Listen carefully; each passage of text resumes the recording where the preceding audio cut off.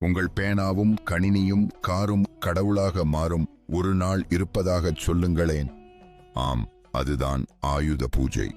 நவராத்திரியின் 9ஆம் நாளில் இந்த அற்புதமான வழிபாடு நடக்கிறது. கதை என்னவென்றால், துர்காதேவி அசுரன் மகிஷாசுரனை வெல்ல 9 நாட்கள் போராடினார்.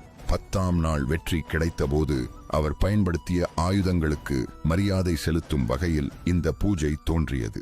இன்று நாம் பயன்படுத்தும் எல்லா கருவிகளும், மாணவர்களின் புத்தகங்கள் முதல் விவசாயிகளின் ஏர் வரை, இந்த நாளில் தூய்மைப்படுத்தி பூஜிக்கப்படுகின்றன.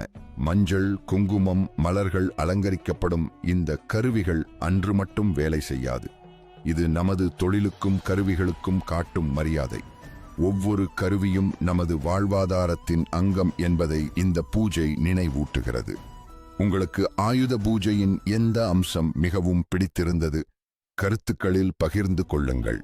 இதுபோன்ற மேலும் தகவல்களுக்கு பக்தி பயணம் ஐ பின்தொடருங்கள்.